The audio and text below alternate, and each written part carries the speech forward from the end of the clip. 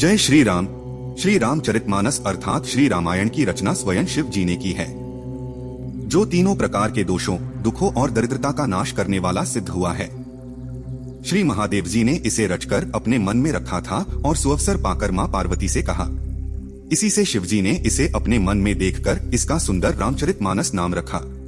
तुलसीदास जी ने उसी सुख देने वाली सुंदर और पवित्र राम कथा को लिखा। हे सज्जनों, आदर पूर्वक मन लगाकर इसे सुने अथवा पढ़े। जो लोग इस रामचरितमानस को आदर पूर्वक पढ़ते अथवा सुनते हैं, वे सहज ही कलयुग के पापों का नाश कर पाते हैं। जो अति दुष्ट और विषयासक्त है, वे अभागे इस पवित्र कथा के समीप नहीं आ सकते, क्योंकि इस पवित्र राम कथा तक आने में कठिनाइयां बहुत है। श्री राम जी की कृपा के बिना इस राम कथा तक नहीं आया जाता। इसलिए हमने पूर्ण HD क्वालिटी में इस वीडियो को बनाया है, जिससे ये आसानी से सभी को समझ आ सके। इसलिए हम आपसे निवेदन करते हैं कि आदर पूर्वक सम्मान करते हुए इस पूरी कथा को पढ़े अथवा सुने, और पसंद आए तो वीडियो को लाइक कर कमेंट में जरूर लिखे जय श्री राम। श्री रामचरितमानस में कुल 7 कांड है। इस प्रस्तुति में 5वां संपूर्ण सुंदरकांड प्रस्तुत किया गया है। संपूर्ण श्री रामचरितमानस एक ही वीडियो में देखने के लिए डिस्क्रिप्शन बॉक्स में और कमेंट में आपको लिंक मिल जाएगा। सुंदरकांड में विशेष हनुमान जी का लंका प्रस्थान, लंका दहन, श्री सीता माँ से भेंट व श्री राम जी का समुद्र पर क्रोध से जुड़ी कथा है। प्रभु श्री राम जी हम सभी का कल्याण करे, इसी कामना के साथ आइए शुरू करते पवित्र राम कथा। जय श्री राम। पवन पुत्र श्री हनुमान जी के हृदय में बसने वाले, दुखियों का दुख हरने वाले, सर्वव्यापक, तीनों लोकों के स्वामी श्री रामचंद्र जी की हम वंदना करते हैं। हे रघुनाथ जी, हम सत्य ही कहते हैं, और फिर आप सबके हृदय की जानते ही हैं कि हमारे हृदय में आपकी भक्ति के अलावा संसार से कोई इच्छा नहीं है। हे रघुकुल श्रेष्ठ, हमें आपकी पूर्ण भक्ति दीजिए और हमारे मन को काम क्रोध आदि दोषों से रहित कीजिए। अतुल बल के धाम, दैत्यों का संहार करने वाले श्री रघुनाथ जी के प्रिय भक्त श्री हनुमान जी को हम प्रणाम करते हैं। जाम्बवान के मधुर वचन सुनकर हनुमान जी के दिल को बहुत अच्छा लगा। उन्होंने कहा, हे भाई, तुम लोग कष्ट सहकर, कंदमूल फल खाकर मेरी प्रतीक्षा करना, जब तक मैं सीता माँ को देखकर लौट न आऊं। यह कार्य निश्चित रूप से होगा, क्योंकि मुझे बहुत आनंद हो रहा है। ऐसा कहकर और सबको प्रणाम करके हनुमान जी हर्षित होकर आगे बढ़े। समुद्र के किनारे एक सुंदर पर्वत था। हनुमान जी सहज ही उस पर कूदकर चढ़ गए और बार बार श्री रघुवीर का स्मरण करके बड़े वेग से उस पर से छलांग लगाई। जिस पर्वत पर हनुमान जी ने पैर रखा था, वह तुरंत ही पाताल में धंस गया। जैसे श्री रघुनाथ जी का अमोघ बाण चलता है, वैसे ही हनुमान जी आगे बढ़े। समुद्र ने उन्हें श्री रघुनाथ जी का दूत समझकर मैनाक पर्वत से कहा, हे मैनाक, तू इन्हें विश्राम दे और इनकी थकान दूर कर। हनुमान जी ने उसे हाथ से छूकर प्रणाम किया और कहा, भाई, श्री रामचंद्र जी का कार्य किए बिना मुझे विश्राम कहा। देवताओं ने पवन पुत्र हनुमान जी को जाते देखा। उनकी विशेष बल और बुद्धि की परीक्षा लेने के लिए उन्होंने सुरसा नामक सर्पों की माता को भेजा। उसने आकर हनुमान जी से कहा, आज देवताओं ने मुझे भोजन दिया है। यह सुनकर हनुमान जी ने कहा, श्री राम जी का कार्य करके जब मैं लौट आऊंगा और सीता जी की खबर प्रभु को सुना दूंगा, तब मैं तुम्हारे मुंह में आ जाऊंगा। हे माता, मैं सत्य कहता हूँ, अभी मुझे जाने दो। जब उसने किसी भी तरह जाने नहीं दिया, तब हनुमान जी ने कहा, तो फिर मुझे खा लो। उसने योजन भर 4 कोस मुँह फैलाया। हनुमान जी ने अपना आकार उससे दूना कर लिया। उसने 16 योजन का मुंह किया। हनुमान जी तुरंत 32 योजन के हो गए। जैसे जैसे सुरसा मुंह का आकार बढ़ाती थी, हनुमान जी उससे दूना रूप दिखलाते थे। उसने 100 योजन का मुंह किया, तब हनुमान जी ने बहुत छोटा रूप धारण कर लिया और उसके मुंह में घुसकर तुरंत बाहर निकल आए और उसे प्रणाम करके विदा मांगने लगे। उसने कहा, तुम्हारे बुद्धि और बल का भेद जान लिया, तुम श्री रामचंद्र जी का सब कार्य करोगे। आशीर्वाद देकर वह चली गई। तब हनुमान जी प्रसन्न होकर आगे बढ़े। समुद्र में एक राक्षसी रहती थी, जो माया करके आकाश में उड़ते पक्षियों को पकड़ लेती थी। वह जल में उनकी परछाई देखकर उन्हें पकड़ लेती थी, जिससे वे उड़ नहीं सकते थे और जल में गिर पड़ते थे। हनुमान जी ने उसका छल तुरंत पहचान लिया और उसे मारकर समुद्र पार कर गए। वहां जाकर उन्होंने वन की सुंदरता देखी। पुष्पों के रस के लोभ से भौरे गुंजार कर रहे थे। अनेक प्रकार के वृक्ष फल फूल से शोभित थे। पक्षी और पशुओं के समूह को देखकर हनुमान जी मन ही मन प्रसन्न हुए। सामने एक विशाल पर्वत देखकर हनुमान जी ने भय त्याग कर उस पर दौड़कर चढ़ गए। शिवजी कहते हैं, हे उमा, इसमें वानर हनुमान की कोई बड़ी बात नहीं है। यह प्रभु का प्रताप है, जो काल को भी खा जाता है। पर्वत पर चढ़कर उन्होंने लंका देखी। वह बहुत बड़ा किला था, जिसकी ऊंचाई और चारों ओर समुद्र का घेरा अद्भुत था। सोने की दीवारों का प्रकाश अद्भुत था। विचित्र मणियों से जड़ा हुआ सोने का परकोटा था, जिसके अंदर बहुत से सुंदर सुंदर घर थे। चौराहे, बाजार, सुंदर मार्ग और गलियां थीं। सुंदर नगर बहुत प्रकार से सजा हुआ था। हाथी, घोड़े, कच्चरों के समूह तथा पैदल और रथों के समूहों की गणना नहीं की जा सकती थी।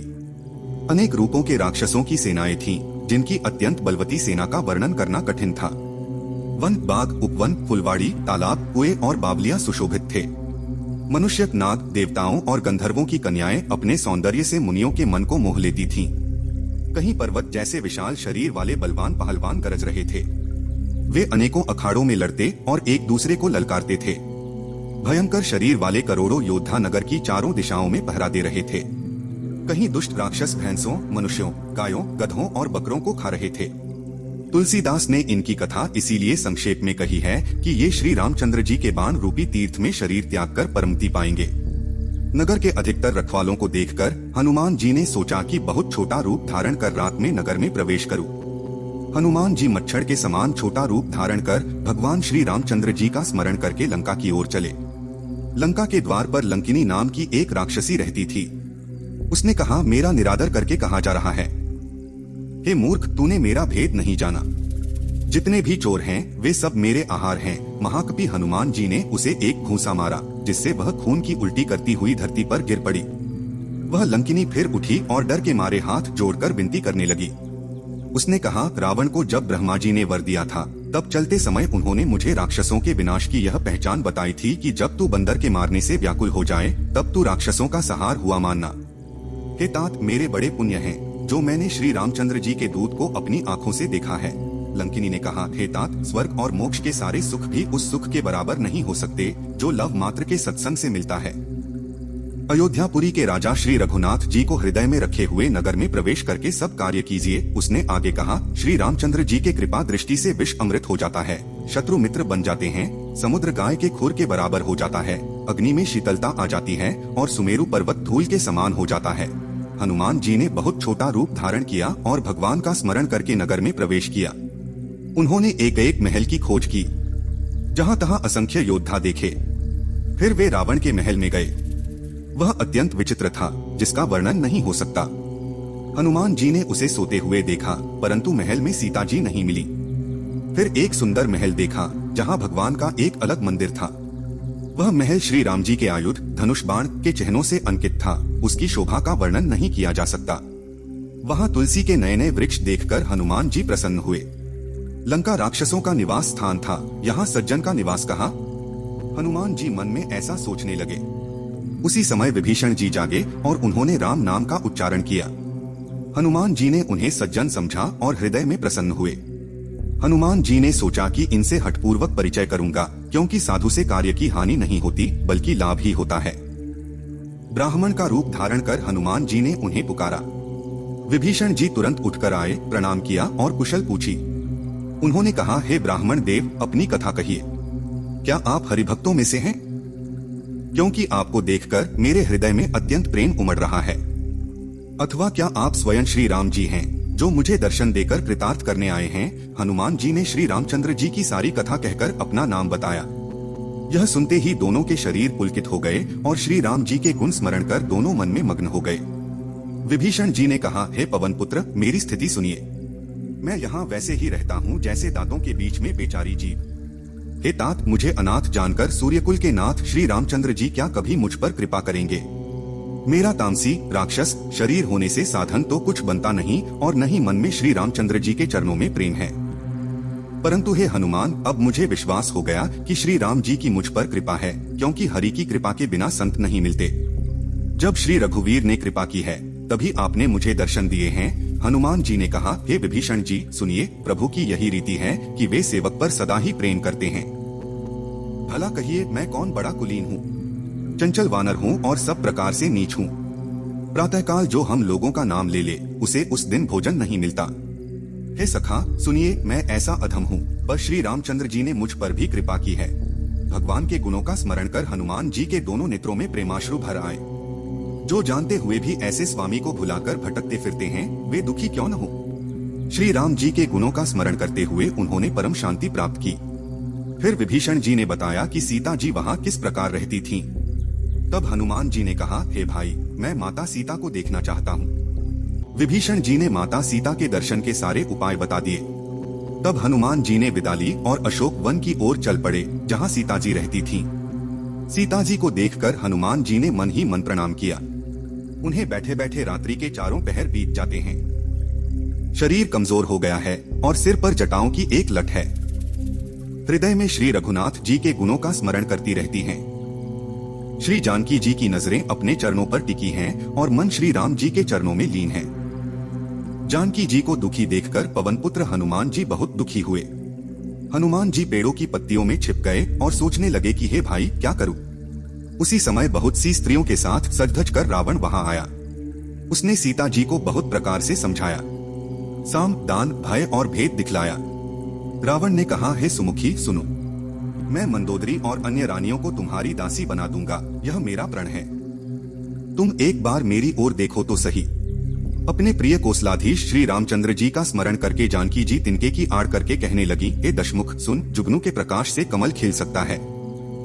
जानकी जी ने फिर कहा, तुम अपने लिए भी ऐसा ही समझ लो। रे दुष्ट, तुझे श्री रघुवीर के बाण का पता नहीं है। रे पापी, तू मुझे अकेले में हर लाया है। रे अधम, तुझे शर्म नहीं आती? अपने को जुगनू के समान और रामचंद्र जी को सूर्य के समान सुनकर और सीता जी के कठोर वचनों को सुनकर रावण तलवार निकालकर बड़े गुस्से में आकर बोला, सीता, तूने मेरा अपमान किया है। मैं तेरा सिर इस तलवार से काट डालूंगा। नहीं तो जल्दी मेरी बात मान ले। हे सुमुखी, नहीं तो जीवन से हाथ धोना पड़ेगा। सीता जी ने कहा, हे दशग्रीव, प्रभु की भुजा जो श्याम कमल की माला के समान सुंदर और हाथी की सूंड के समान पुष्ट और विशाल है, या तो वह भुजा ही मेरे गले में पड़ेगी या तेरी भयानक तलवार। रे शठ, सुन, यही मेरा सच्चा प्रण है। सीता जी कहती हैं, हे चंद्रहास, तलवार, श्री रघुनाथ जी के विरह की अग्नि से उत्पन्न मेरी बड़ी भारी जलन को तू दूर कर। हे तलवार, तेरी धार ठंडी और तेज है, तू मेरे दुख को दूर कर। सीता जी के ये वचन सुनते ही वह मारने दौड़ा। तब मैं दानव की पुत्री मंदोदरी ने नीति समझाकर उसे रोका। तब रावण ने सब दासियों को बुलाकर कहा कि जाकर सीता को बहुत प्रकार से डराओ। अगर महीने भर में यह नहीं मानी तो मैं इसे तलवार से मार डालूंगा। यह कहकर रावण अपने महल चला गया। वहां राक्षसियों के समूह विभिन्न रूप धारण कर सीता जी को डराने लगे। उनमें एक त्रिजटा नाम की राक्षसी थी। उसकी श्री रामचंद्र जी के चरणों में भक्ति थी और वह ज्ञान में निपुण थी। उसने सबको बुलाकर अपना स्वप्न सुनाया और कहा, सीता जी की सेवा करके अपना भला कर लो। स्वप्न में मैंने देखा कि एक बंदर ने लंका जला दी। राक्षसों की सारी सेना मारी गई। रावण नंगा है और गधे पर सवार है। उसके सिर मुंडे हुए हैं, 20 भुजाएं कटी हुई हैं। इस प्रकार से वह दक्षिण यमपुरी की दिशा में जा रहा है और मानो लंका विभीषण को मिल गई है। नगर में श्री रामचंद्र जी की दुहाई हो रही है। तब प्रभु ने सीता जी को बुलाया। मैं विश्वास के साथ कहती हूँ कि यह स्वप्न कुछ ही दिनों में सच होगा। उसके वचन सुनकर वे सभी राक्षसियां डर गईं और जानकी जी के चरणों पर गिर पड़ी। तब वे सब जहां तहां चली गईं। सीता जी मन ही मन सोचने लगीं कि 1 महीना बीत जाने पर दुष्ट राक्षस रावण मुझे मार डालेगा। सीता जी हाथ जोड़कर त्रिजटा से बोली, हे माता, तू मेरी विपत्ति की साथी है। जल्दी कोई ऐसा उपाय कर जिससे मैं शरीर छोड़ सकूं। विरह असहनीय हो चला है, अब यह सहा नहीं जाता। लकड़ियां लाकर चिता बनाकर सजा दे। हे माता, फिर उसमें आग लगा दे।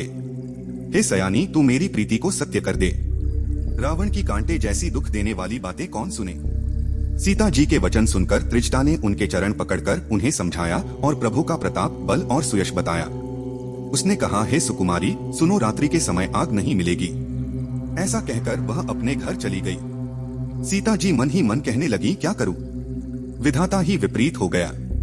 न आग मिलेगी न पीड़ा मिटेगी। आकाश में अंगारे दिख रहे हैं पर जमीन पर एक भी तारा नहीं आता। चंद्रमा अग्निमय है किंतु वह भी मानो मुझे अभागिनी जानकर आग नहीं बरसाता।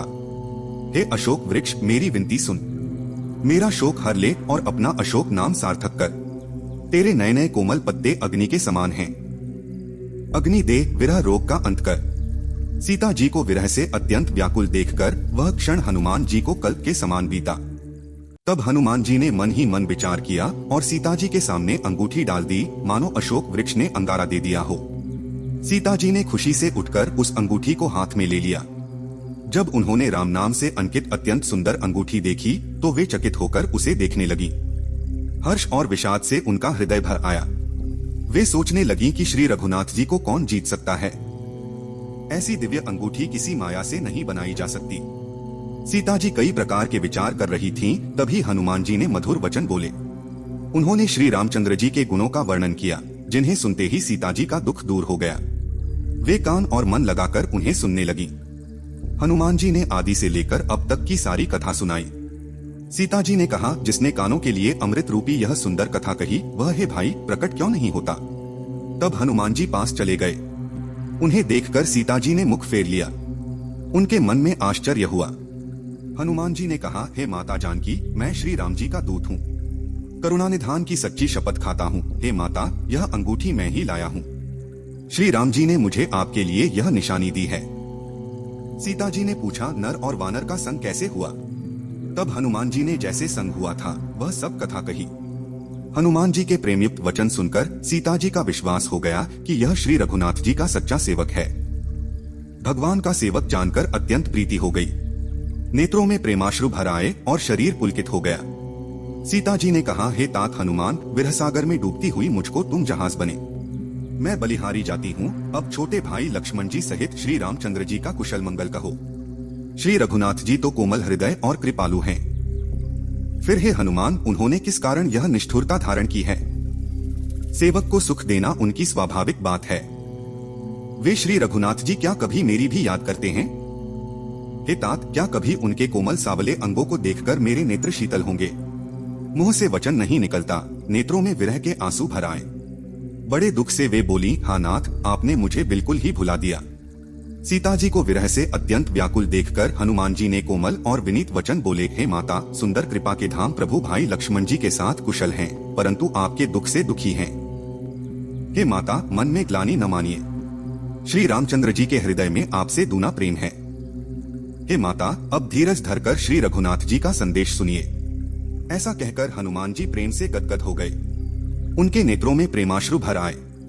हनुमान जी बोले, श्री रामचंद्र जी ने कहा है कि हे सीते, तुम्हारे वियोग में मेरे लिए सभी पदार्थ प्रतिकूल हो गए हैं। वृक्षों के नए नए कोमल पत्ते मानो अग्नि के समान, रात्रि काल रात्रि के समान, चंद्रमा सूर्य के समान और कमलों के वन भालों के वन के समान हो गए हैं। मेघ मानो खौलता हुआ तेल बरसाते हैं। जो हित करने वाले थे वे ही अब पीड़ा देने लगे हैं। त्रिविध वायु सांप के श्वास के समान हो गई है। मन का दुख कह डालने से भी कुछ घट जाता है, पर कहूं किससे, यह दुख कोई जानता नहीं। हे प्रिय, मेरे और तेरे प्रेम का तत्व एक मेरा मन ही जानता है और वह मन सदा तेरे ही पास रहता है। बस मेरे प्रेम का सार इतने में ही समझ ले। प्रभु का संदेश सुनते ही जानकी जी प्रेम में मग्न हो गई। उन्हें शरीर की सुध न रही।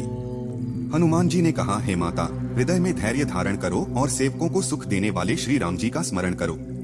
श्री रघुनाथ जी की प्रभुता को हृदय में लाओ और मेरे वचन सुनकर कायरता छोड़ दो। राक्षसों के समूह पतंगों के समान और श्री रघुनाथ जी के बाण अग्नि के समान हैं।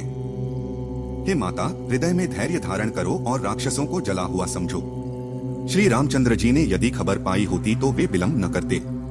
हे जानकी जी, रामबाण रूपी सूर्य के उदय होने पर राक्षसों की सेना रूपी अंधकार कहाँ रह सकता है।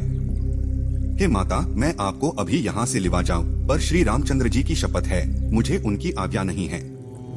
आठ हे माता, कुछ दिन और धीरज धरो। श्री रामचंद्र जी वानरों सहित यहाँ आएंगे और राक्षसों को मारकर आपको ले जाएंगे।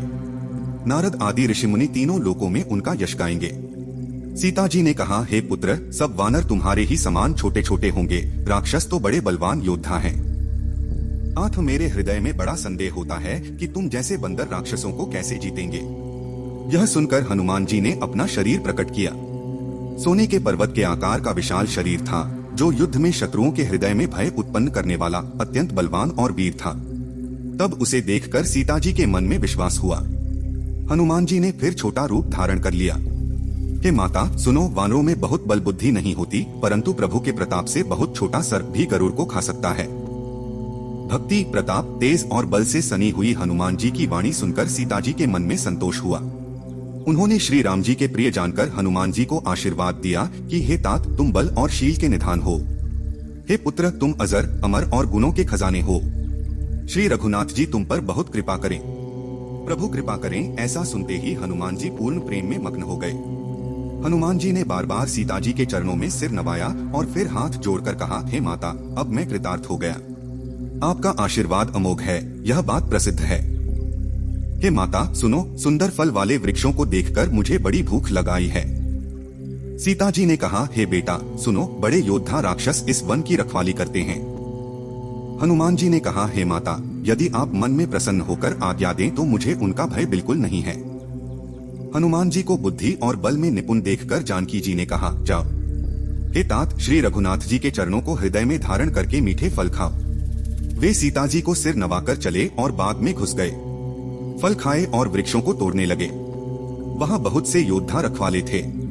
उनमें से कुछ को मार डाला और कुछ ने जाकर रावण से शिकायत की। उन्होंने कहा, हे नाथ, एक बड़ा बंदर आया है। उसने अशोक वाटिका उजाड़ दी, फल खा लिए, वृक्षों को उखाड़ डाला और रखवालों को मसलकर जमीन पर गिरा दिया। यह सुनकर रावण ने बहुत से योद्धा भेजे। उन्हें देखकर हनुमान जी ने गर्जना की। हनुमान जी ने सब राक्षसों को मार डाला। कुछ जो अधमरे थे चिल्लाते हुए चले गए। फिर रावण ने अक्षय कुमार को भेजा। वह असंख्य श्रेष्ठ योद्धाओं को साथ लेकर चला।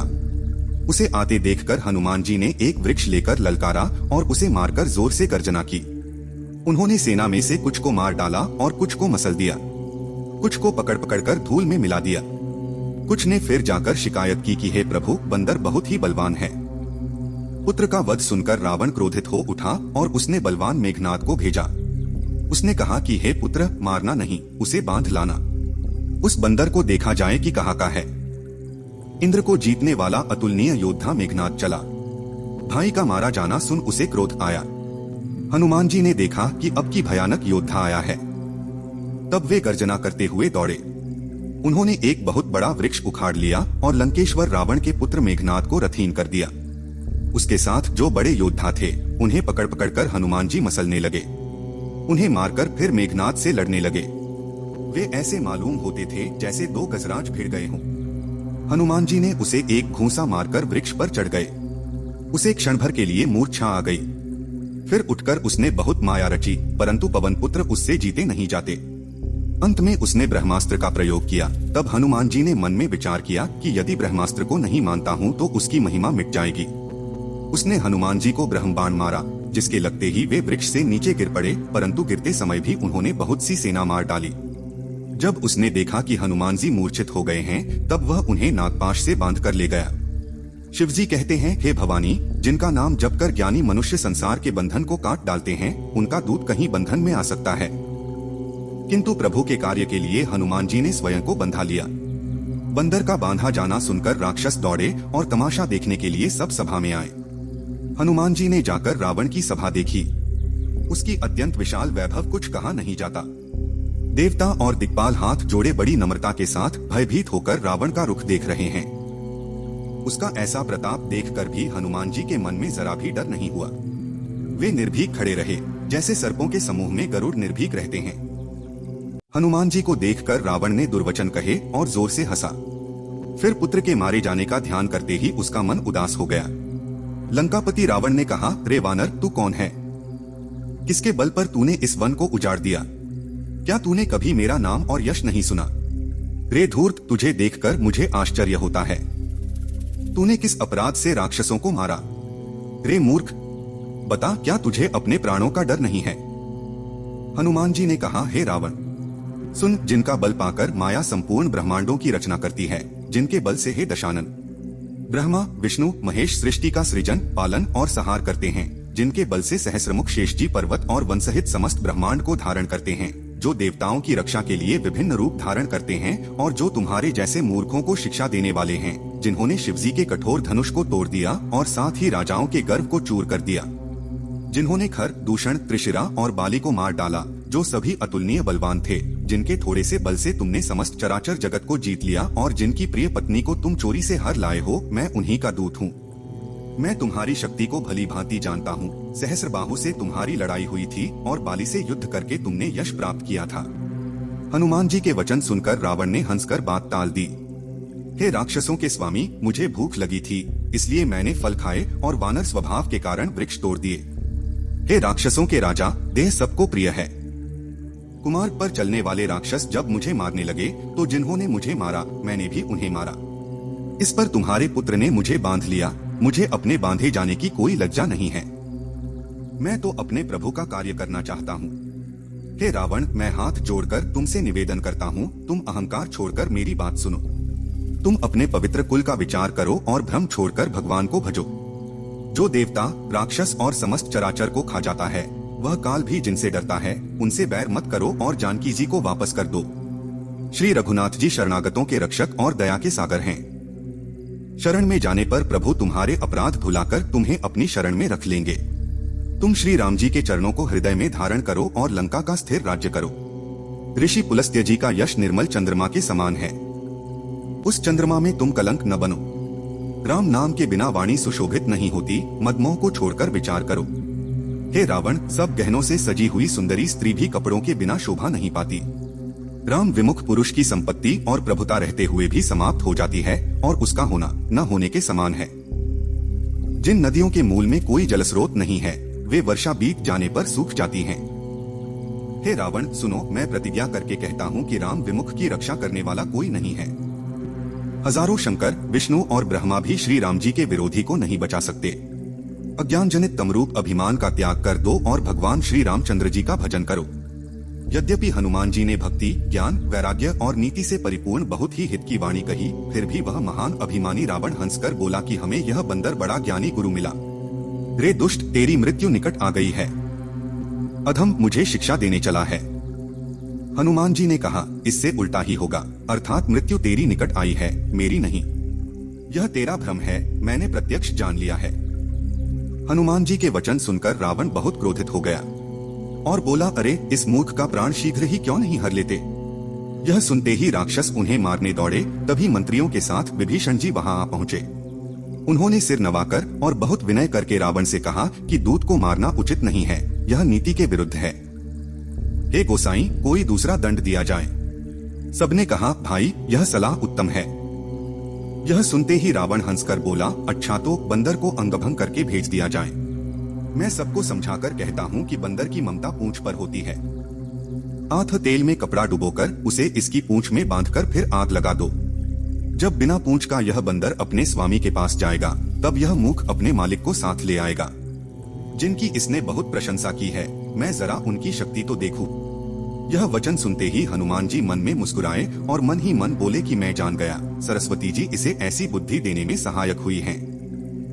रावण के वचन सुनकर मूर्ख राक्षस उसी पूंछ में आग लगाने की तैयारी करने लगे। पूंछ के लपेटने में इतना कपड़ा और घी तेल लगा कि नगर में कपड़ा, घी और तेल नहीं रह गया। हनुमान जी ने ऐसा खेल किया कि पूंछ लंबी हो गई। नगरवासी लोग तमाशा देखने आए। वे हनुमान जी को पैर से ठोकर मारते हैं और उनकी हंसी करते हैं। ढोल बजते हैं, सब लोग तालियां पीटते हैं। हनुमान जी को नगर में घुमाकर फिर पूंछ में आग लगा दी। अग्नि को जलते हुए देखकर हनुमान जी तुरंत ही बहुत छोटे रूप में हो गए। बंधन से निकलकर वे सोने की अटारियों पर जा चढ़े। उनको देखकर राक्षसों की स्त्रियां भयभीत हो गईं। उस समय भगवान की प्रेरणा से 49 पवन चलने लगे। हनुमान जी अट्टहास करके गरजे और बढ़कर आकाश से जा लगे। देह बड़ी विशाल परंतु बहुत ही फुर्तीली है। वे दौड़कर एक महल से दूसरे महल पर चढ़ जाते हैं। नगर जल रहा है, लोग बेहाल हो गए हैं। आग की करोड़ों भयंकर लपटें झपट रही हैं। हाय बप्पा, हाय मया, इस अवसर पर हमें कौन बचाएगा। चारों ओर यही पुकार सुनाई पड़ रही है। हमने तो पहले ही कहा था कि यह वानर नहीं है, वानर का रूप धरे कोई देवता है। साधु के अपमान का यह फल है कि नगर अनाथ के नगर की तरह जल रहा है। हनुमान जी ने एक ही क्षण में सारा नगर जला डाला। एक विभीषण का घर नहीं जलाया। शिवजी कहते हैं, हे पार्वती, जिन्होंने अग्नि को बनाया, हनुमान जी उन्हीं के दूत हैं। इसी कारण वे अग्नि से नहीं जले। हनुमान जी ने एक ओर से दूसरी ओर तक सारी लंका जला दी। फिर वे समुद्र में कूद पड़े। पूंछ बुझाकर, थकावट दूर करके और फिर छोटा सा रूप धारण कर हनुमान जी श्री जानकी जी के सामने हाथ जोड़कर जा खड़े हुए। हनुमान जी ने कहा, हे माता, मुझे कोई चिन्ह पहचान दीजिए जैसे श्री रघुनाथ जी ने मुझे दिया था। तब सीता जी ने चूड़ामणि उतार कर दी। हनुमान जी ने उसको हर्षपूर्वक ले लिया। जानकी जी ने कहा, हे तात, मेरा प्रणाम निवेदन करना और इस प्रकार कहना, हे प्रभु, यद्यपि आपको किसी प्रकार की कामना नहीं है, तथापि दुखियों पर दया करना आपका स्वभाव है और मैं दुखी हूँ। अतः उस स्वभाव को याद करके हे नाथ, मेरे भारी संकट को दूर कीजिए। हे तात, इंद्रपुत्र जयंत की घटना सुनाना और प्रभु को उनके बाण का प्रताप स्मरण कराना। यदि महीने भर में नाथ न आए तो फिर मुझे जीती न पाएंगे। हे हनुमान, कहो मैं किस प्रकार प्राण रखूं? हे तात, तुम भी अब जाने को कह रहे हो। तुमको देखकर छाती ठंडी हुई थी। फिर मुझे वही दिन और वही रात। हनुमान जी ने जानकी जी को समझाकर बहुत प्रकार से धीरज दिया और उनके चरणों में सिर नवाकर श्री राम जी के पास गमन किया। चलते समय हनुमान जी ने महाध्वनि से जोर की गर्जना की, जिसे सुनकर राक्षसों की स्त्रियों के गर्भ गिरने लगे। समुद्र पार कर वे इस ओर आए और वानरों को हर्षध्वनि सुनाई। हनुमान जी को देखकर सब आनंदित हो गए और वानरों ने इसे अपना नया जन्म समझा। हनुमान जी का मुख प्रसन्न और शरीर में तेज चमक रहा है, जिससे सबने समझ लिया कि वे श्री रामचंद्र जी का कार्य सफलतापूर्वक पूरा कर आए हैं। सबने हनुमान जी का स्वागत किया और बहुत सुखी हुए, जैसे तड़पती मछली को पानी मिल गया हो। सभी हर्षित होकर श्री रघुनाथ जी के पास चल पड़े। फिर वे सभी मधुवन में पहुँचे और अंगद की सलाह से मधुर फल खाने लगे। जब रखवाले उन्हें रोकने लगे तो वानरों ने उन्हें पीटकर भगा दिया। रखवालों ने जाकर खबर दी कि युवराज अंगद वन उजाड़ रहे हैं। यह सुनकर सुग्रीव खुश हो गए कि वानर प्रभु का कार्य कर आए हैं। अगर सीता जी की खबर नहीं मिलती तो क्या वे मधुवन के फल खा सकते थे? इस प्रकार सुग्रीव सोच ही रहे थे कि वानर समाज सहित आ गए। सभी ने आकर सुग्रीव के चरणों में सिर नवाया। कपिराज सुग्रीव सभी से बड़े प्रेम से मिले। उन्होंने कुशल पूछी तो वानरों ने उत्तर दिया, आपके चरणों के दर्शन से सब कुशल हैं। श्री राम जी की कृपा से कार्य सफल रहा। हे नाथ, हनुमान ने सब कार्य किया और सभी वानरों की जान बचाई। यह सुनकर सुग्रीव जी हनुमान जी से फिर मिले और सभी वानरों समेत श्री रघुनाथ जी के पास चले गए। श्री राम जी ने जब वानरों को कार्य सफल करके आते देखा तो उनके मन में विशेष हर्ष हुआ। दोनों भाई स्फटिक शिला पर बैठे थे। सभी वानर जाकर उनके चरणों में गिर पड़े। दयालु श्री रघुनाथ जी ने सबसे प्रेम पूर्वक गले लगकर मिले और कुशल पूछी। वानरों ने कहा, हे नाथ, आपके चरण कमलों के दर्शन से अब कुशल है। जाम्बवान ने कहा, हे रघुनाथ जी सुनिए। हे नाथ, जिस पर आप दया करते हैं उसे सदा कल्याण और निरंतर कुशल है। देवता, मनुष्य और मुनि सभी उस पर प्रसन्न रहते हैं।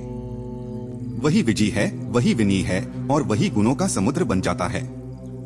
उसी का सुंदर यश तीनों लोकों में प्रकाशित होता है। प्रभु की कृपा से सब कार्य हुआ। आज हमारा जन्म सफल हो गया। हे नाथ, पवन पुत्र हनुमान ने जो कार्य किया उसका 1000 मुखों से भी वर्णन नहीं किया जा सकता।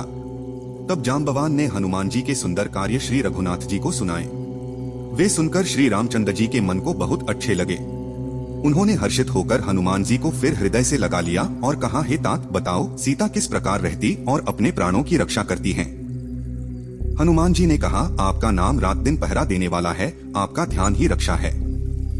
नेत्रों को आपके चरणों में लगाए रहती हैं, यही ताला लगा है, फिर प्राण किस मार्ग से जा सकते हैं? चलते समय उन्होंने मुझे चूड़ामणि दी। श्री रघुनाथ जी ने उसे लेकर हृदय से लगा लिया। हनुमान जी ने फिर कहा, हे नाथ, दोनों नेत्रों में जल भरकर जानकी जी ने मुझसे कहा, छोटे भाई समेत प्रभु के चरण पकड़ना और कहना कि आप दीन बंधु हैं, शरणागत के दुखों को हरने वाले हैं और मैं मन, वचन और कर्म से आपके चरणों की अनुरागिणी हूँ। फिर स्वामी ने मुझे किस अपराध से त्याग दिया? हाँ, एक दोष मैं मानती हूँ कि आपके वियोग होते ही मेरे प्राण नहीं चले गए। परंतु हे नाथ, यह तो नेत्रों का अपराध है जो प्राणों के निकलने में बाधा देते हैं। विरह अग्नि है, शरीर रुई है और श्वास पवन है। यह शरीर क्षण मात्र में जल सकता है, परंतु नेत्र अपने हित के लिए प्रभु का स्वरूप देखकर जल बरसाते हैं, जिससे विरह की आग से भी देह जलने नहीं पाती। सीता जी की विपत्ति बहुत बड़ी है। हे दीनदयालु, वह बिना कहे ही अच्छी है। हे करुणा निधान, उनका एक एक पल कल्प के समान बीतता है। आथ हे प्रभु, तुरंत चलिए और अपनी भुजाओं के बल से दुष्टों के दल को जीतकर सीता जी को ले आइए। सीता जी का दुख सुनकर प्रभु के कमल नेत्रों में जल भर आया। उन्होंने कहा, मन, वचन और शरीर से जिसे मेरा ही आश्रय है, उसे क्या स्वप्न में भी विपत्ति हो सकती है? हनुमान जी ने कहा, हे प्रभु, विपत्ति वही है जब आपका भजन स्मरण न हो। हे प्रभु, राक्षसों की बात ही कितनी है। आप शत्रु को जीतकर जानकी जी को ले आएंगे। भगवान कहने लगे, हे हनुमान सुन, तेरे समान मेरा उपकारी कोई भी शरीरधारी नहीं है। मैं तेरा प्रत्युपकार नहीं कर सकता, मेरा मन भी तेरे सामने नहीं हो सकता। हे पुत्र सुन, मैंने मन में विचार करके देख लिया कि मैं तुझसे उऋण नहीं हो सकता। देवताओं के रक्षक प्रभु बार बार हनुमान जी को देख रहे हैं। नेत्रों में प्रेमाश्रुओं का जल भरा है और शरीर पुलकित है। प्रभु के वचन सुनकर और उनके मुख तथा अंगों को देखकर हनुमान जी हर्षित हो गए और प्रेम में विकल होकर हे भगवान मेरी रक्षा करो कहते हुए श्री राम जी के चरणों में गिर पड़े। प्रभु उनको बार बार उठाना चाहते हैं, परंतु प्रेम में डूबे हुए हनुमान जी को चरणों से उठना नहीं सुहाता। प्रभु का करकमल हनुमान जी के सिर पर है। उस स्थिति का स्मरण करके शिवजी प्रेममग्न हो गए। फिर मन को सावधान करके शंकर जी सुंदर कथा कहने लगे। हनुमान जी को उठाकर प्रभु ने हृदय से लगाया और हाथ पकड़कर निकट बैठा लिया। हे हनुमान बताओ तो रावण के द्वारा सुरक्षित लंका और उसके बड़े किले को तुमने कैसे जलाया। हनुमान जी ने प्रभु को प्रसन्न देखा और विनम्र वाणी में बोले, बंदर का बस यही बड़ा काम है कि वह एक डाल से दूसरी डाल पर कूदता है। मैंने जो समुद्र लांघकर सोने का नगर जलाया और राक्षसों को मारकर अशोक वन को उजाड़ा, यह सब तो हे श्री रघुनाथ जी आप ही का प्रताप है। हे नाथ, इसमें मेरी कोई बड़ाई नहीं है। हे प्रभु, जिस पर आप प्रसन्न हो उसके लिए कुछ भी कठिन नहीं है। आपके प्रभाव से रुई भी बड़वानल को जला सकती है। हे नाथ, मुझे अपनी निश्चल भक्ति दीजिए। हनुमान जी की सरल वाणी सुनकर हे भवानी। तब प्रभु श्री रामचंद्र जी ने एवं स्तु कहा, हे उमा, जिसने श्री राम जी का स्वभाव जान लिया उसे भजन छोड़कर दूसरी बात ही नहीं सुहाती। यह स्वामी सेवक का संवाद जिसके हृदय में आ गया वही श्री रघुनाथ जी के चरणों की भक्ति पा गया। प्रभु के वचन सुनकर वानरगण कहने लगे, कृपालु आनंद कंद श्री राम जी की जय हो जय हो। तब श्री रघुनाथ जी ने कपिराज सुग्रीव को बुलाया और कहा, चलने की तैयारी करो। अब विलंब क्यों, वानरों को तुरंत आज्ञा दो। वानरराज सुग्रीव ने शीघ्र ही वानरों को बुलाया। सेनापतियों के समूह आ गए। वानर भालुओं के झुंड विभिन्न रंगों के और अतुलनीय बल वाले हैं। वे प्रभु के चरणों में सिर नवाते हैं। महान बलवान रीछ और वानर गरज रहे हैं। श्री राम जी ने वानरों की पूरी सेना देखी। तब कमल नेत्रों से कृपापूर्वक उनकी ओर देखा। राम कृपा का बल पाकर श्रेष्ठ वानर मानो पंख वाले पर्वत हो गए। तब श्री राम जी ने हर्षित होकर प्रस्थान किया। अनेक सुंदर और शुभ शकुन हुए। जिनकी कीर्ति सब मंगलों से पूर्ण है, उनके प्रस्थान के समय शकुन होना स्वाभाविक है। प्रभु का प्रस्थान जानकी जी ने भी जान लिया। उनके बाएं अंग फड़क कर मानो कह रहे थे कि श्री राम जी आ रहे हैं। जानकी जी को जो जो शकुन हो रहे थे वही भी रावण के लिए अपशकुन हुए। सेना चली उसका वर्णन कौन कर सकता है। असंख्य वानर और भालू गर्जना कर रहे हैं। नख ही जिनके शस्त्र हैं, वे इच्छानुसार चलने वाले रीछवानर पर्वतों और वृक्षों को धारण किए कोई आकाश मार्ग से और कोई पृथ्वी पर चले जा रहे हैं। वे सिंह के समान गर्जना कर रहे हैं। उनके चलने और गर्जने से दिशाओं के हाथी विचलित होकर चिंघाड़ रहे हैं। दिशाओं के हाथी चिंघाड़ने लगे, पृथ्वी डोलने लगी, पर्वत कांपने लगे और समुद्र खलबला उठे। गंधर्व, देवता, मुनि, नाग, किन्नर सब के सब मन में हर्षित हुए कि अब हमारे दुख टल गए। अनेकों करोड़ भयानक वानर योद्धा कटकटा रहे हैं और करोड़ों ही दौड़ रहे हैं। प्रबल प्रताप कौशलनाथ श्री रामचंद्र जी की जय हो ऐसा पुकारते हुए वे उनके कुन समूहों को गा रहे हैं। परम श्रेष्ठ एवं महान सर्पराज शेष जी भी सेना का बोझ नहीं सह सकते। वे बार बार घबरा जाते हैं और पुनः पुनः कच्छप की कठोर पीठ को दांतों से पकड़ते हैं। ऐसा करते वे कैसे शोभा दे रहे हैं, मानो श्री रामचंद्र जी की सुंदर प्रस्थान यात्रा को परम सुहावनी जानकर उसकी अचल पवित्र कथा को सर्पराज शेष जी कच्छप की पीठ पर लिख रहे हों। इस प्रकार कृपानिधान श्री राम जी समुद्र तट पर जा उतरे। अनेकों रीछवानर वीर जहां तहां फल खाने लगे। वहां लंका में जब से हनुमान जी ने लंका को जलाया तब से राक्षस डरे हुए रहने लगे। अपने अपने घरों में सब सोचने लगे कि अब राक्षसों की रक्षा का कोई उपाय नहीं है। जिसके दूत का बल इतना अधिक है उसके स्वन्य नगर में आने पर क्या होगा। दूतों से नगरवासियों के वचन सुनकर मंदोदरी बहुत व्याकुल हो गई। वह एकांत में हाथ जोड़कर रावण के चरणों में गिरी और विनम्रता से बोली, हे प्रिय, श्री हरि से विरोध छोड़ दीजिए। मेरे कहने को हितकर समझकर हृदय में धारण कीजिए। जिनके दूत की करतूत से राक्षसों की स्त्रियों के गर्भ गिर जाते हैं, हे प्रिय स्वामी, यदि भलाई चाहते हैं तो अपने मंत्री को बुलाकर उसके साथ सीता को भेज दीजिए। सीता आपके कुल रूपी कमलों के वन को दुख देने वाली जाड़े की रात्रि के समान है। हे नाथ सुनिए, सीता को लौटाए बिना शंभु और ब्रह्मा भी आपका भला नहीं कर सकते। श्री राम जी के बाण सर्पों के समूह के समान हैं और राक्षसों के समूह मेंढक के समान। जब तक वे इन्हें निगल नहीं लेते तब तक कोई उपाय कीजिए। मूर्ख और अहंकारी रावण ने यह सुनकर हंसते हुए कहा, स्त्रियों का स्वभाव सचमुच बहुत डरपोक होता है। मंगल में भी भय करती हो, तुम्हारा हृदय बहुत ही कमजोर है। यदि वानरों की सेना आएगी तो बेचारे राक्षस उसे खाकर अपना जीवन यापन करेंगे। लोकपाल भी जिसके डर से कांपते हैं, उसकी स्त्री डरती हो, यह हास्यप्रद है। रावण ने ऐसा कहकर हंसते हुए उसे गले से लगा लिया और अधिक स्नेह दिखाकर सभा में चला गया। मंदोदरी हृदय में चिंता करने लगी कि पति पर विधाता प्रतिकूल हो गए हैं। जो ही वह सभा में जाकर बैठा, उसने सुना कि शत्रु की सारी सेना समुद्र के उस पार आ गई है। उसने मंत्रियों से पूछा कि अब क्या करना चाहिए। तब वे सब हंसकर बोले कि चुप रहिए, आपने देवताओं और राक्षसों को जीता है, फिर मनुष्य और वानर किस गिनती में हैं? मंत्री, वैद्य और गुरु ये तीन यदि भय या लाभ की आशा से प्रिय बोलते हैं तो राज्य, शरीर और धर्म इन तीनों का शीघ्र नाश हो जाता है। रावण के लिए भी वही परिस्थिति बन रही है। मंत्री उसे मुंह पर स्तुति कर रहे हैं। इसी समय विभीषण जी आए। उन्होंने बड़े भाई के चरणों में सिर नवाया, फिर सिर नवाकर अपने आसन पर बैठे और आज्ञा पाकर बोले, हे कृपाल, जब आपने मुझसे राय पूछी है तो मैं आपके हित की बात कहता हूँ। जो मनुष्य अपना कल्याण, सुंदर यश, सुबुद्धि, शुभ गति और नाना प्रकार के सुख चाहता है, वह पराई स्त्री का त्याग कर देता है। चाहे वह 14 भुवनों का स्वामी हो, परंतु जीवों से वैर करके नहीं ठहर सकता। जो गुणों का समुद्र और चतुर हो, उसे भी लोभ नहीं करना चाहिए। हे नाथ, काम, क्रोध, मद और लोभ ये सब नरक के रास्ते हैं। इन्हें छोड़कर श्री रामचंद्र जी को भजिए, जिन्हें संत भजते हैं। हे तात, राम केवल मनुष्यों के राजा नहीं हैं। वे समस्त लोगों के स्वामी और काल के भी काल हैं। वे भगवान हैं, निरामय, अजन्मे, व्यापक, अजेय, अनादि और अनंत ब्रह्मा हैं। उन कृपा के समुद्र भगवान ने पृथ्वी, ब्राह्मण, गो और देवताओं का हित करने के लिए मनुष्य शरीर धारण किया है। हे भाई सुनिए, वे सेवकों को आनंद देने वाले, दुष्टों का नाश करने वाले और वेद धर्म की रक्षा करने वाले हैं। वैर त्याग कर उन्हें मस्तक नवाइए। वे श्री रघुनाथ जी शरणागत का दुख नाश करते हैं। हे नाथ, जानकी जी को श्री राम जी को दे दीजिए और बिना कारण स्नेह करने वाले श्री राम जी को भजिए। संपूर्ण जगत से द्रोह करने का पाप लगा हो, शरण जाने पर प्रभु उसका भी त्याग नहीं करते। जिनका नाम तीनों तापों का नाश करता है, वे ही भगवान मनुष्य रूप में प्रकट हुए हैं। हे रावण, हृदय में यह समझ लीजिए।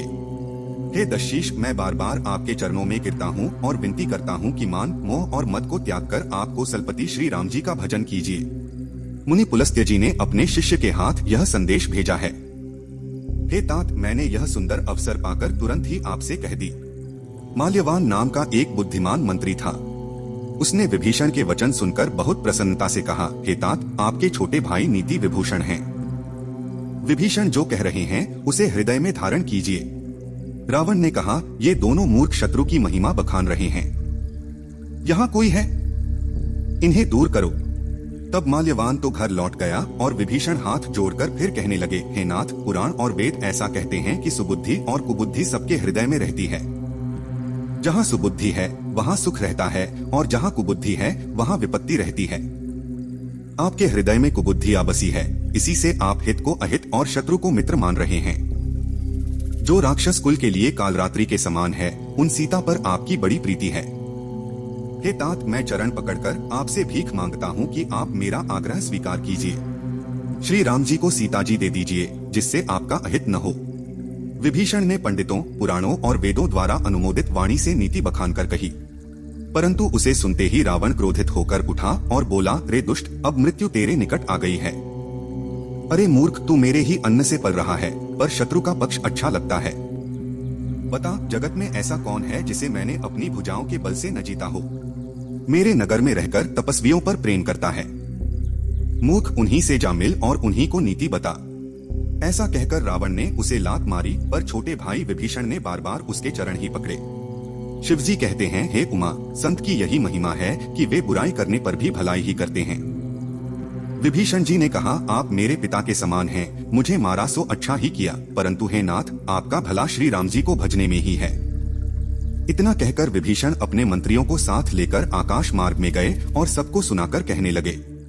विभीषण ने कहा, श्री राम जी सत्य संकल्प वाले और सर्वसमर्थ प्रभु हैं, और हे रावण, तुम्हारी सभा अब काल के अधीन हो गई है, इसलिए मैं अब श्री रघुवीर की शरण जा रहा हूँ, मुझे दोष न देना। ऐसा कहकर जैसे ही विभीषण जी वहाँ से चले, वैसे ही सभी राक्षस मृत्यु के निकट हो गए। शिवजी कहते हैं, हे भवानी, साधु का अपमान तुरंत ही संपूर्ण कल्याण का नाश कर देता है। जिस क्षण रावण ने विभीषण को त्यागा, उसी क्षण वह अभागा वैभव से वंचित हो गया। विभीषण जी मन में हर्षित होते हुए और अनेकों इच्छाएं करते हुए श्री रघुनाथ जी के पास चले। वे सोचते हुए जा रहे थे, मैं जाकर भगवान के कोमल और लाल वर्ण के सुंदर चरण कमलों के दर्शन करूंगा, जो सेवकों को सुख देने वाले हैं, जिन चरणों का स्पर्श पाकर ऋषि पत्नी अहल्या पवित्र हो गईं और जो दंडक वन को पवित्र करने वाले हैं, जिन चरणों को जानकी जी ने हृदय में धारण कर रखा है, जो मृग के पीछे पृथ्वी पर दौड़े थे और जो चरण कमल साक्षात शिव जी के हृदय रूपी सरोवर में विराजमान हैं। मेरा अहोभाग्य है कि उन्हीं को आज मैं देखूंगा, जिन चरणों की पादुकाओं में भरत जी ने अपना मन लगा रखा है। आज मैं उन्हीं चरणों को जाकर देखूंगा।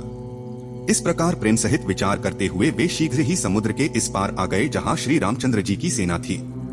वानरों ने विभीषण को आते देखा तो उन्हें शत्रु का कोई खास दूत समझा। उन्हें रोककर वे सुग्रीव के पास गए और सारी बात बताई। सुग्रीव ने श्री राम जी के पास जाकर कहा, हे रघुनाथ जी, रावण का भाई आपसे मिलने आया है। प्रभु श्री राम जी ने कहा, हे मित्र, तुम क्या सोचते हो? वानरराज सुग्रीव ने कहा, हे महाराज, राक्षसों की माया जानी नहीं जाती। यह इच्छानुसार रूप बदलने वाला हो सकता है और न जाने किस कारण आया है। मुझे लगता है यह हमारा भेद लेने आया है, इसलिए इसे बांध रखना चाहिए। श्री राम जी ने कहा, हे मित्र, तुमने उचित विचार किया, पर मेरा प्रण है कि शरणागत के भय को हर लेना। प्रभु के वचन सुनकर हनुमान जी हर्षित हुए और मन ही मन कहने लगे कि भगवान कैसे शरण में आए हुए पर पिता की भांति प्रेम करने वाले हैं। श्री राम जी ने फिर कहा, जो मनुष्य अपने अहित का अनुमान करके शरण में आए हुए का त्याग कर देते हैं, वे पामर और पापमय होते हैं, उन्हें देखने में भी हानि है। जिसे करोड़ों ब्राह्मणों की हत्या का पाप लगा हो, शरण में आने पर मैं उसे भी नहीं त्यागता। जीव जब मेरे सम्मुख होता है, तभी उसके करोड़ों जन्मों के पाप नष्ट हो जाते हैं। पापी का यह स्वभाव होता है कि मेरा भजन उसे नहीं सुहाता। यदि वह रावण का भाई वास्तव में दुष्ट हृदय का होता, तो क्या वह मेरे सम्मुख आ सकता था? जो मनुष्य निर्मल मन का होता है, वही मुझे पाता है। मुझे कपट और छल छिद्र नहीं सुहाते। अगर उसे रावण ने भेद लेने को भेजा है, तब भी हे सुग्रीव, अपने को कुछ भी भय या हानि नहीं है। क्योंकि हे सखे, जगत में जितने भी राक्षस हैं, लक्ष्मण क्षण भर में उन सबको मार सकते हैं। और यदि वह भयभीत होकर मेरी शरण आया है, तो मैं उसे प्राणों की तरह रखूंगा। कृपा के धाम श्री राम जी ने हंसकर कहा, दोनों ही स्थितियों में उसे ले आ। तब अंगद और हनुमान सहित सुग्रीव जी कपालू श्री राम जी की जय हो कहते हुए चले। विभीषण जी को आदर सहित आगे करके वानर फिर वहां चले, जहां करुणा की खान श्री रघुनाथ जी थे। नेत्रों को आनंद देने वाले दोनों भाइयों को विभीषण जी ने दूर से देखा। फिर शोभा के धाम श्री राम जी को देखकर वे पल भर के लिए ठिठक गए और एकटक देखने लगे। भगवान की विशाल भुजाएं, लाल कमल के समान नेत्र और शरणागत के भय का नाश करने वाला सांवला शरीर है। सिंह के जैसे कंधे और विशाल वक्षस्थल अत्यंत शोभायमान हो रहा है। असंख्य कामदेवों के मन को मोहित करने वाला मुख है। भगवान के स्वरूप को देखकर विभीषण जी के नेत्रों में प्रेमाश्रु भर आए और शरीर पुलकित हो गया। फिर मन में धैर्य धरकर उन्होंने कोमल वचन कहे, हे नाथ, मैं दशमुख रावण का भाई हूँ। हे देवताओं के रक्षक, मेरा जन्म राक्षस कुल में हुआ है। मेरा तामसी शरीर है और स्वभाव से ही मुझे पाप प्रिय है, जैसे उल्लू को अंधकार प्रिय होता है। मैं कानों से आपका सुयश सुनकर आया हूँ कि प्रभु जन्म मरण के भय का नाश करने वाले हैं। हे दुखियों के दुख दूर करने वाले और शरणागत को सुख देने वाले श्री रघुवीर, मेरी रक्षा कीजिए, रक्षा कीजिए। प्रभु ने उन्हें ऐसा कहकर दंडवत करते देखा तो वे अत्यंत हर्षित होकर तुरंत उठे। विभीषण जी के दीन वचन सुनकर प्रभु के मन को बहुत भाए। उन्होंने अपनी विशाल भुजाओं से पकड़कर उन्हें हृदय से लगा लिया। छोटे भाई लक्ष्मण जी सहित गले मिलकर उन्हें अपने पास बैठाकर श्री राम जी भक्तों के भय को हरने वाले वचन बोले, हे लंकेश, परिवार सहित अपनी कुशल कहो। तुम्हारा निवास बुरी जगह पर है, दिन रात दुष्टों की मंडली में रहते हो। ऐसी दशा में हे सखे, तुम्हारा धर्म कैसे निभता है? मैं तुम्हारी सब रीति आचार व्यवहार जानता हूँ। तुम अत्यंत नीति निपुण हो, तुम्हें अनीति नहीं सुहाती। हे तात, नरक में रहना बेहतर है, परंतु विधाता दुष्ट का संग न दे। विभीषण जी ने कहा, हे रघुनाथ जी, अब आपके चरणों का दर्शन कर कुशल से हूँ, जो आपने अपना सेवक जानकर मुझ पर दया की है। तब तक जीव की कुशल नहीं और न स्वप्न में भी उसके मन को शांति है, जब तक वह शोक के घर विश्व कामना को छोड़कर श्री राम जी को नहीं भजता। लोभ, मोह, मत्सर, मद और मान आदि अनेकों दुष्ट तभी तक हृदय में रहते हैं, जब तक कि धनुष बाण और कमर में तरकस धारण किए हुए श्री रघुनाथ जी हृदय में नहीं बसते। ममता अंधेरी रात है, जो रागद्वेष रूपी उल्लुओं को सुख देती है। वह ममता रूपी रात्रि तभी तक जीव के मन में रहती है जब तक प्रभु आपका प्रताप रूपी सूर्य उदय नहीं होता। हे श्री राम जी, आपके चरणारविंद के दर्शन कर अब मैं कुशल से हूँ, मेरे भारी भय मिट गए। हे कृपालु, आप जिस पर अनुकूल होते हैं उसे आध्यात्मिक, आधिदैविक और आधिभौतिक ताप नहीं व्यापते। मैं अत्यंत नीच स्वभाव का राक्षस हूँ। मैंने कभी शुभ आचरण नहीं किया। जिनका रूप मुनियों के भी ध्यान में नहीं आता, उन प्रभु ने स्वयं हर्षित होकर मुझे हृदय से लगा लिया। हे कृपा और सुख के पुंज श्री राम जी, मेरा अत्यंत असीम सौभाग्य है जो मैंने ब्रह्मा और शिव जी के द्वारा सेवित युगल चरण कमलों को अपने नेत्रों से देखा। श्री राम जी ने कहा, हे सखा सुनो, मैं तुम्हें अपना स्वभाव बताता हूँ जिसे काकभुषुंडी, शिव जी और पार्वती जी भी जानते हैं। कोई मनुष्य संपूर्ण जगत का द्रोही हो, यदि वह भी भयभीत होकर मेरी शरण में आ जाए और मद, मोह तथा नाना प्रकार के छलकपट त्याग दे तो मैं उसे बहुत शीघ्र साधु के समान कर देता हूँ।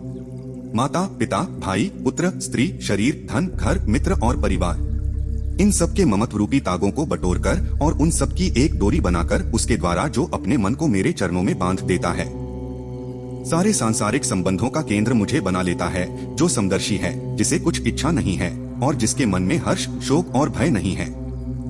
ऐसा सज्जन मेरे हृदय में वैसे ही बसता है जैसे लोभी के हृदय में धन बसा करता है। तुम सरीखे संत ही मुझे प्रिय हैं। मैं और किसी के आग्रह से देह धारण नहीं करता। जो साकार भगवान के उपासक हैं, दूसरे के हित में लगे रहते हैं, नीति और नियमों में दृढ़ हैं और जिन्हें ब्राह्मणों के चरणों में प्रेम है, वे मनुष्य मेरे प्राणों के समान हैं। हे लंकापति, सुनो, तुम्हारे अंदर उपर्युक्त सभी गुण हैं। इससे तुम मुझे अत्यंत प्रिय हो। श्री राम जी के वचन सुनकर सब वानरों के समूह कहने लगे, कृपा के समूह श्री राम जी की जय हो।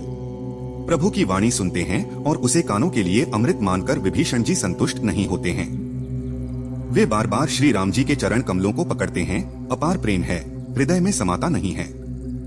विभीषण जी ने कहा, हे देव, हे चराचर जगत के स्वामी, हे शरणागत के रक्षक, हे सबके हृदय के भीतर की जानने वाले, सुनिए, मेरे हृदय में पहले कुछ वासना थी, वह प्रभु के चरणों की प्रीति रूपी नदी में बह गई। अब तो हे कृपालु, शिवजी के मन को सदैव प्रिय लगने वाली अपनी पवित्र भक्ति मुझे दीजिए। एवंस्तु ऐसा ही हो, कहकर रणधीर प्रभु श्री राम जी ने तुरंत ही समुद्र का जल मांगा और कहा, हे सखा, यद्यपि तुम्हारी इच्छा नहीं है, पर जगत में मेरा दर्शन अमोघ है, वह निष्फल नहीं जाता। ऐसा कहकर श्री राम जी ने उन्हें राजतिलक कर दिया। आकाश से पुष्पों की अपार वर्षा हुई। श्री राम जी ने रावण की क्रोध रूपी अग्नि में जलते हुए विभीषण को बचा लिया और उसे अखंड राज्य दिया। शिवजी ने जो संपत्ति रावण को 10 सिरों की बलि देने पर दी थी, वही संपत्ति श्री रघुनाथ जी ने विभीषण को बहुत सकुचाते हुए दी। ऐसे परम कृपालु प्रभु को छोड़कर जो मनुष्य दूसरे को भजते हैं, वे बिना सींग पूंछ के पशु हैं। अपना सेवक जानकर विभीषण को श्री राम जी ने अपना लिया। प्रभु का स्वभाव वानर कुल के मन को बहुत भाया। फिर सब कुछ जानने वाले, सबके हृदय में बसने वाले, सर्वरूप, सब रूपों में प्रकट, सबसे रहित, उदासीन भक्तों पर कृपा करने के लिए मनुष्य बने हुए तथा राक्षसों के कुल का नाश करने वाले श्री राम जी नीति की रक्षा करने वाले वचन बोले। श्री राम जी बोले, हे वीर वानर राज सुग्रीव और लंकापति विभीषण, सुनिए, इस गहरे समुद्र को कैसे पार किया जाए। यह समुद्र विभिन्न प्रकार के मगरमच्छ, सांप और मछलियों से भरा हुआ है और इसे पार करना हर प्रकार से कठिन है। विभीषण जी ने कहा, हे रघुनाथ जी, सुनिए, यद्यपि आपका एक बाण ही करोड़ों समुद्रों को सोख सकता है, फिर भी नीति यह कहती है कि पहले जाकर समुद्र से प्रार्थना की जाए। हे प्रभु, समुद्र आपके कुल में पूर्वज हैं, वे विचार कर उपाय बतला देंगे। तब रीछ और वानरों की सारी सेना बिना ही परिश्रम के समुद्र के पार उतर जाएगी। श्री राम जी ने कहा, हे सखा, तुमने अच्छा उपाय बताया, यही किया जाए यदि दैव सहायक हो। यह सलाह लक्ष्मण जी को पसंद नहीं आई। श्री राम जी के वचन सुनकर वे बहुत दुखी हुए। लक्ष्मण जी ने कहा, हे नाथ, दैव का क्या भरोसा, मन में क्रोध लाइए और समुद्र को सुखा डालिए। यह दैव तो कायर के मन की तसल्ली है, आलसी लोग ही दैव दैव पुकारते हैं। यह सुनकर श्री रघुवीर हंसकर बोले, ऐसे ही करेंगे, धीरज रखो। ऐसा कहकर छोटे भाई को समझाकर प्रभु श्री रघुनाथ जी समुद्र के किनारे गए। उन्होंने पहले सिर नवाकर प्रणाम किया, फिर किनारे पर कुश बिछाकर बैठ गए। इधर ज्यों ही विभीषण जी प्रभु के पास आए थे, त्यों ही रावण ने उनके पीछे दूत भेजे थे। कपट से वानर का रूप धारण कर उन्होंने सब लीलाएं देखी। वे अपने हृदय में प्रभु के गुणों और शरणागत पर उनके स्नेह की सराहना करने लगे। फिर वे प्रकट रूप में भी अत्यंत प्रेम के साथ श्री राम जी के स्वभाव की प्रशंसा करने लगे। उन्हें कपट भूल गया। सब वानरों ने जाना कि ये शत्रु के दूत हैं और वे उन सबको बांधकर सुग्रीव के पास ले आए। सुग्रीव ने कहा, सब वानरों सुनो, राक्षसों के अंगभंग करके भेज दो। सुग्रीव के वचन सुनकर वानर दौड़े। दूतों को बांधकर उन्होंने सेना के चारों ओर घुमाया। वानर उन्हें बहुत तरह से मारने लगे। वे दीन होकर पुकारते थे, फिर भी वानरों ने उन्हें नहीं छोड़ा। तब दूतों ने पुकार कर कहा, जो हमारे नाक कान काटेगा उसे कोसलाधीश श्री राम जी की सौगंध है। यह सुनकर लक्ष्मण जी ने सबको निकट बुलाया। उन्हें बड़ी दया आई, इसलिए हंसकर उन्होंने राक्षसों को तुरंत ही छुड़ा दिया और उनसे कहा, रावण के हाथ में यह चिट्ठी देना और कहना, हे कुलघातक, लक्ष्मण का संदेश पढ़ो। फिर उस मूर्ख से जबानी यह मेरा उदार संदेश कहना कि सीता जी को देकर श्री राम जी से मिलो, नहीं तो तुम्हारा अंत आ गया। लक्ष्मण जी के चरणों में मस्तक नवाकर श्री राम जी के गुणों की कथा वर्णन करते हुए दूत तुरंत ही चल दिए। श्री राम जी का यश कहते हुए वे लंका में आए और उन्होंने रावण के चरणों में सिर नवाए। दशमुख रावण ने हंसकर पूछा, अरे शुक, अपनी कुशल क्यों नहीं बताता? फिर उस विभीषण का समाचार सुना, मृत्यु जिसके निकट आ गई है। मूर्ख ने राज्य करते हुए लंका को छोड़ दिया। अभागा अब जौ का कीड़ा बनेगा। फिर भालू और वानरों की सेना का हाल बता, जो कठिन काल की प्रेरणा से यहाँ आई है और जिनके जीवन का रक्षक समुद्र बन गया है, अर्थात उनके और राक्षसों के बीच में यदि समुद्र न होता तो अब तक राक्षस उन्हें मारकर खा गए होते। फिर उन तपस्वियों की बात बता, जिनके हृदय में मेरा बड़ा डर है। उनसे तेरी भेंट हुई या वे कानों से मेरा यश सुनकर ही लौट गए? शत्रु सेना का तेज और बल क्यों नहीं बताता? तेरा चित्त बहुत ही भौचक्का सा हो रहा है। दूत ने कहा, हे नाथ, आपने जैसे कृपा करके पूछा है वैसे ही क्रोध छोड़कर मेरी बात पर विश्वास कीजिए। जब आपका छोटा भाई श्री राम जी से जाकर मिला, तब उनके पहुंचते ही श्री राम जी ने उसे राजतिलक कर दिया। हम रावण के दूत हैं, यह सुनकर वानरों ने हमें बांधकर बहुत कष्ट दिए, यहाँ तक कि वे हमारे नाक कान काटने लगे। श्री राम जी की शपथ दिलाने पर कहीं उन्होंने हमें छोड़ा। हे नाथ, आपने श्री राम जी की सेना पूछी, सो वह तो 100 करोड़ मुखों से भी वर्णन नहीं की जा सकती। अनेकों रंगों के भालू और वानरों की सेना है, जो भयानक मुख वाले, विशाल शरीर वाले और भयानक हैं। जिसने नगर को जलाया और आपके पुत्र अक्षय कुमार को मारा, उसका बल तो सब वानरों में थोड़ा है। असंख्य नामों वाले बड़े ही कठोर और भयंकर योद्धा हैं। उनमें असंख्य हाथियों का बल है और वे बड़े ही विशाल हैं। द्विविद, मयंद, नील, नल, अंगद, गद, वित्तास्य, दधिमुख, केसरी, निषठ, शठ और जांबवान ये सभी बल की राशि हैं। ये सब वानर बल में सुग्रीव के समान हैं और इनके जैसे एक दो नहीं करोड़ों हैं। उन बहुत से वानरों को किन ही कौन सकता है। श्री राम जी की कृपा से उनमें अतुलनीय बल है। वे तीनों लोगों को तृण के समान तुच्छ समझते हैं। हे दशग्रीव, मैंने सुना है कि 18 पद्म तो अकेले वानरों के सेनापति हैं। हे नाथ, उस सेना में ऐसा कोई वानर नहीं है जो आपको रण में न जीत सके। सबके सब अत्यंत क्रोध से हाथ मींचते हैं, पर श्री रघुनाथ जी उन्हें आज्ञा नहीं देते। हम मछलियों और सांपों सहित समुद्र को सोख लेंगे, नहीं तो बड़े बड़े पर्वतों से उसे भरकर बांट देंगे और रावण को मसलकर धूल में मिला देंगे।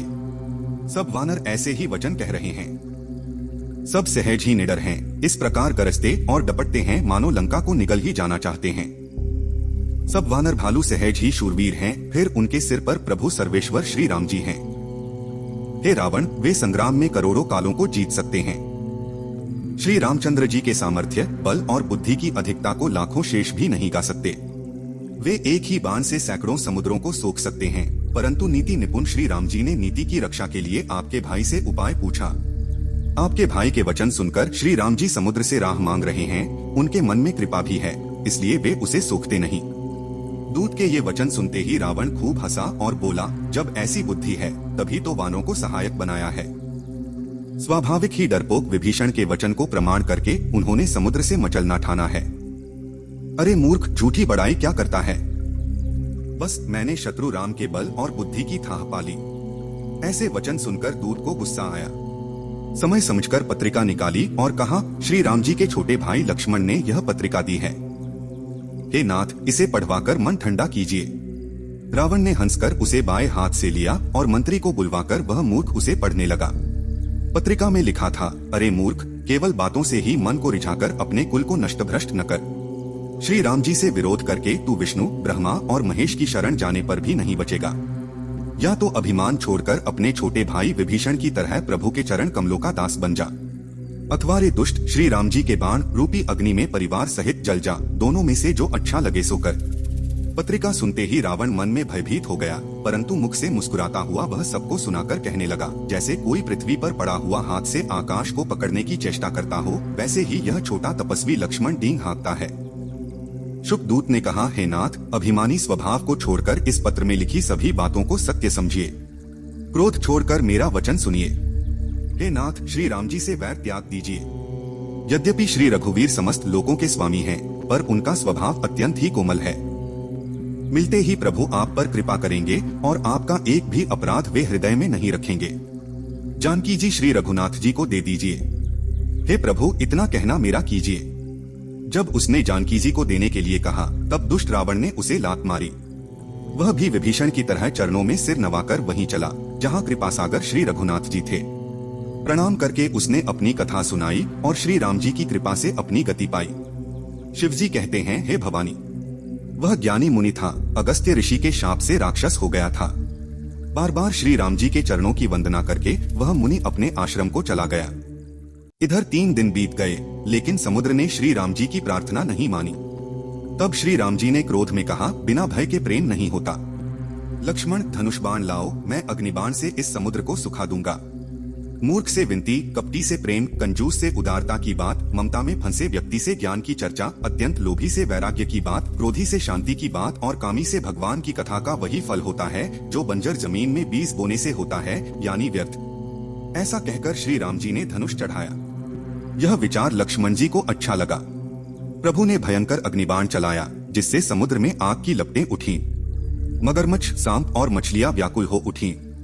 जब समुद्र ने अपने जीवों को जलते देखा, तब वह अभिमान छोड़कर सोने के थाल में रत्न लेकर ब्राह्मण के रूप में आया। चाहे कोई लाख उपाय करे, लेकिन केला काटने पर ही फल देता है। नीच व्यक्ति विनय से नहीं मानता, वह डांटने पर ही सुधरता है। समुद्र ने भयभीत होकर प्रभु के चरण पकड़ लिए और कहा, हे नाथ, मेरे सभी दोष माफ करें। आकाश, वायु, अग्नि, जल और पृथ्वी, इनकी प्रवृत्ति स्वभाव से ही जड़ है। आपकी प्रेरणा से माया ने इन्हें सृष्टि के लिए बनाया है, ऐसा सभी ग्रंथों में कहा गया है। जिसे जैसी आज्ञा मिलती है, वह उसी प्रकार से रहने में सुखी होता है। प्रभु ने मुझे शिक्षा दी, लेकिन मर्यादा भी आपकी ही बनाई हुई है। ढोल, गवार, शूद्र, पशु और स्त्री, ये सब शिक्षा के अधिकारी हैं। आपके प्रताप से मैं सूख जाऊंगा और सेना पार उतर जाएगी, इसमें मेरी बड़ाई नहीं है। लेकिन आपकी आज्ञा का उल्लंघन नहीं हो सकता, यह वेद कहते हैं। अब आपको जो अच्छा लगे मैं वही करूंगा। समुद्र के विनीत वचनों को सुनकर श्री राम जी ने मुस्कुराते हुए कहा, हे तात, जिस तरह वानरों की सेना पार उतर जाए वह उपाय बताओ। समुद्र ने कहा, हे नाथ, नील और नल 2 वानर भाई हैं। उन्हें ऋषि से आशीर्वाद मिला था। उनके स्पर्श से भारी भारी पहाड़ भी आपके प्रताप से समुद्र पर तैर जाएंगे। मैं भी आपकी महिमा को ध्यान में रखते हुए अपनी क्षमता के अनुसार सहायता करूंगा। हे नाथ, इस प्रकार समुद्र पर पल बनाए ताकि तीनों लोकों में आपका यश गाया जाए। इस बाण से मेरे उत्तर तट पर रहने वाले पापी लोगों का वध कीजिए। श्री राम जी ने समुद्र की पीड़ा सुनकर तुरंत ही बाण से उन पापियों का वध कर दिया। श्री राम जी का बल और पौरुष देखकर समुद्र प्रसन्न हुआ और सुखी हो गया। उसने उन दुष्टों का सारा हाल प्रभु को बताया। फिर चरणों की वंदना करके समुद्र चला गया। समुद्र अपने घर चला गया। श्री राम जी को उसका मत अच्छा लगा। यह कथा कलयुग के पापों को हरने वाली है। इसे तुलसीदास ने अपनी बुद्धि के अनुसार गाया है। श्री राम जी के गुण समूह सुख के धाम, संदेह का नाश करने वाले और विषाद का दमन करने वाले हैं। अरे मूर्ख मन, तू संसार के सब आशा भरोसे त्याग कर इन्हें ही गा और सुन। श्री राम जी का गुणगान सभी सुंदर मंगलों का देने वाला है। जो इसे आदर सहित सुनेंगे वे बिना किसी जहाज के ही भवसागर को पार कर जाएंगे। कलयुग के समस्त पापों का नाश करने वाले श्री रामचरितमानस का यह 5वां सोपान समाप्त हुआ। श्री रामचरितमानस का 5वां कांड सुंदर कांड समाप्त हुआ। 6वां कांड अथवा संपूर्ण श्री रामचरितमानस एक ही वीडियो में देखने के लिए डिस्क्रिप्शन बॉक्स में और कमेंट में आपको लिंक मिल जाएगा। आप चाहे तो चैनल पर जाकर भी देख सकते हैं। अगर वीडियो पसंद आया हो तो लाइक कर कमेंट में जरूर लिखें। जय श्री राम।